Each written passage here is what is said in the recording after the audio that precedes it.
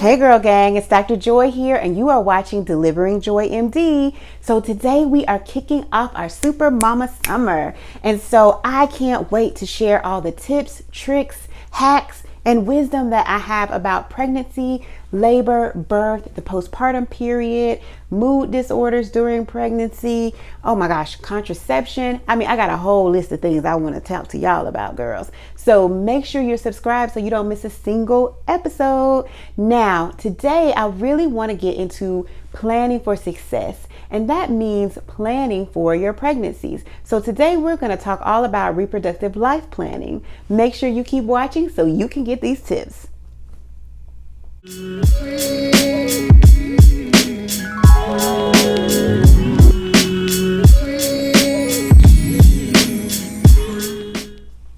All right, girls, let's get into this. So one of the things that I really want to encourage is reproductive life planning. And reproductive life plan is simply laying out when you want to start having your children, how far apart you'd like to have your children, and how many children you'd like to have. So it's basically making a plan for your reproduction, just like it says. Now, would you believe that 50% of pregnancies in the United States are completely unplanned? Well, that's what it is. And so I always say that you're either planning for pregnancy or you're preventing pregnancy. That in between stuff, well, I'm not trying, or if it happens, it happens. That's not good enough, because like back in the 50s, my grandmother was planning out how she was going to have her kids and reading books on how to track her periods and all this sort of stuff. So if she could do it way back then so that she could make sure that she had the appropriate amount of time and space and finances to take care of the family, then we definitely can do it today, because we got all the tips, all the tricks. We have 8,000 types of birth control. So we should really be planning this and planning out our families, thinking about the partners we want to have our kids with, thinking about the lifestyle that we want to live. And so reproductive life planning is such an awesome way to really kind of, set some things down on paper or in your iPhone, if you will. And so it's not mandatory, and we all know that the best laid plans of mice and men often go astray, but at least you've got kind of like some foundational goals that you have for your reproductive life. And so today I'm going to talk a little bit about thinking about the things we should be doing for ourselves prior to becoming pregnant. So first things first, let's talk about our physical health. And now most women who are still in their childbearing years are going to be pretty healthy. But over the years, we've seen that we are seeing sicker and sicker and sicker pregnant patients. And so those of us who might have chronic conditions like high blood pressure, diabetes, bleeding disorders, severe asthma, we have to really start to get these conditions under control prior to becoming pregnant, because pregnancy often causes those type of conditions to become worse. And so we need to make sure that we're staying on top of those things, that we are managing those things. So like if you got diabetes and you tearing up Krispy Kreme donuts and your sugar is 500, probably not the time to become pregnant, right?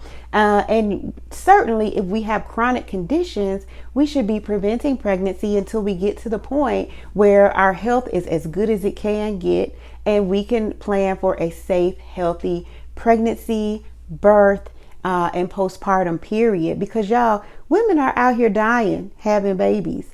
And that's a shame. And there are a lot of reasons why, and we are definitely going to talk about that. But what I want to do is arm you with some tips and tricks and tools to really help make your pregnancy as healthy, enjoyable, and safe as possible. And so in terms of thinking about the things we should be doing, I often refer to the 4 pillars of health. That was a book that was written by one of my physician colleagues. And he talks about how your health is based on your diet, your exercise or physical activity, your sleep, and your stress. And so those are kind of the 4 things that are so important for us to think about in terms of our reproductive health when we're getting ready to either become a new mom or to add a new life to our family. So with our 4 pillars of health, I really want to deal with our diet first. Because some of us are a little fluffy like me. And if we are not eating a healthy diet and we're not really in great physical shape in terms of physical activity, we really need to get on that. So, I'm going to be as transparent with y'all as possible. And so I'll let you know that I'm thinking about pregnancy. But you know what? I'm preventing pregnancy right now because my body mass index, or BMI, is over 30. And did you know that having obesity is an independent risk factor for stillbirth and miscarriage? That's crazy. So I know I need to get my body mass index below 30 so that I don't have obesity prior to becoming pregnant. And so it's not that you have to be a perfect size or shape to get pregnant, but you do need to really think about getting your health in great shape. So eating well is like the key. People lose weight in the kitchen, not necessarily in the gym. And certainly physical activity is a big part of your physical health. And so we need to be as active as possible and make sure we're getting at least 2.5 hours per week of physical activity in. And that's just a recommendation from the American Heart Association for heart health. But we also got to make sure that we're eating well. And so, I had to kind of let go of some of the things I really loved so that I could start to take off a few pounds, but also so that I could have good nutrition prior to becoming pregnant. Vitamin deficiencies in pregnancy can be absolutely devastating. And so when we think about key vitamins, those are all super important. And so if you're not preventing pregnancy, then you need to be planning for pregnancy. And that means making sure that you're in the best nutritional health possible. So eating healthy meals that contain whole grains, lean proteins, and moderate fats. Or if you're a low carber and you're or a keto person, that you're just following a diet that keeps you in good health, and that you're following a physical activity plan that helps you have great heart health. Pregnancy is very stressful on the body. In fact, there have been some studies that compare pregnancy with a triathlon, right? So if you are going to go running for miles, biking for miles, and swimming for miles, you kind of need to get yourself in shape before you do that. Well, the body is as stressed during pregnancy and birth as it is during a triathlon. So that means you want to go into pregnancy in good shape. Now, let's talk about our sleep. Sleep should be 7 to 9 hours per night, most nights per week. And so, doesn't even necessarily have to be at night. If you're a daytime sleeper and you work at night or whatever, that's fine. But 7 to 9 hours of continuous sleep is really what we want to try to get. Now, if you've already got a baby at home or you've got kids, that might not be your reality right now, but that's ideal. And so we're never working to be perfect, but we're working to progress towards ideal.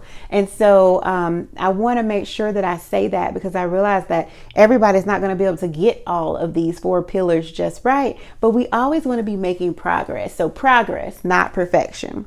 Now, in terms of our sleep, if you've got some issues with sleep, it's really important that we start to resolve those, start doing some good sleep hygiene, like only using the bed for sleep and sex, making sure that you are cutting off your screens, whether that's TV, phone, tablets, at least 1 hour before you want to go to sleep, because that ambient light wakes our brain up and can make it more difficult to go to sleep, especially if you're like playing your TV at night. And a lot of people who have trouble sleeping don't really think about screen time, but screen time is really important.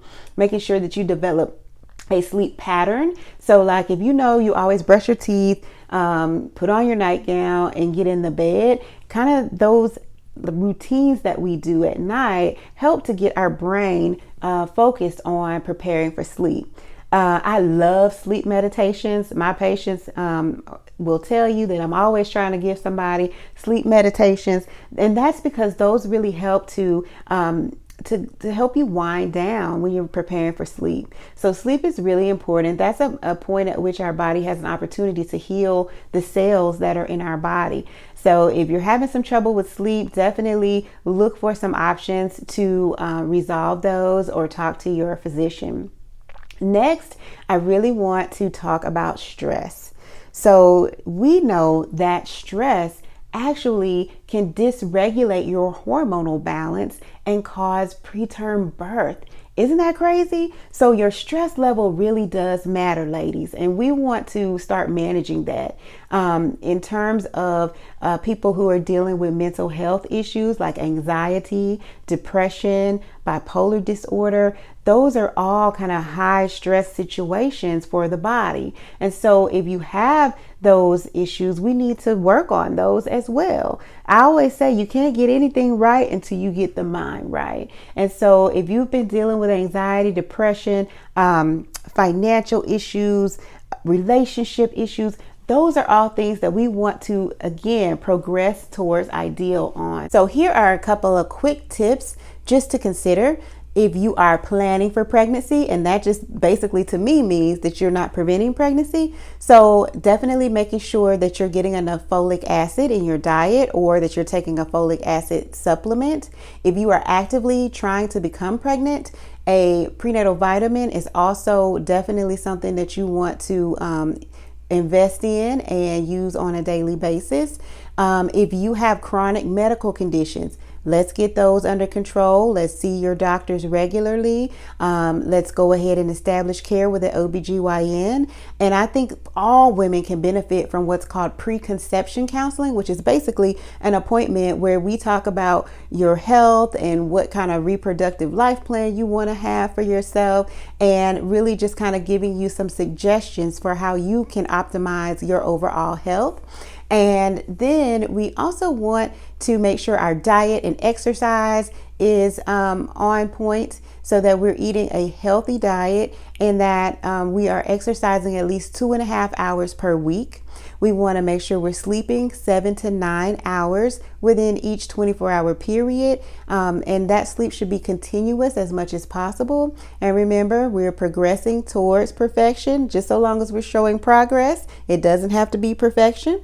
And other things that we also wanted to talk about is making sure that we're on top of all of our screening. So screening for hypertension, screening for diabetes, screening for cervical cancer, screening for sexually transmitted infections. Those are all things we want to be doing.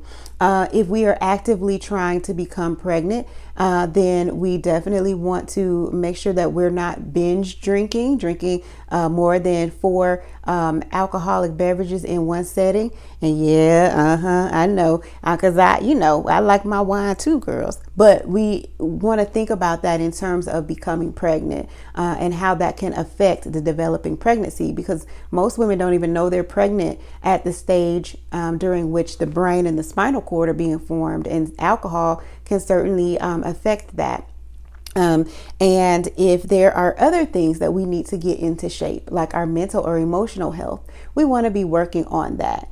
And just remember, this is all about progress, not necessarily perfection. So I hope these tips are helpful. Y'all gotta excuse me, it's been a long day, but put your questions and comments below. Let me know if this was helpful or not. I'll talk to you soon, girl gang. Peace. See you soon, girl gang. Don't forget to subscribe and comment below.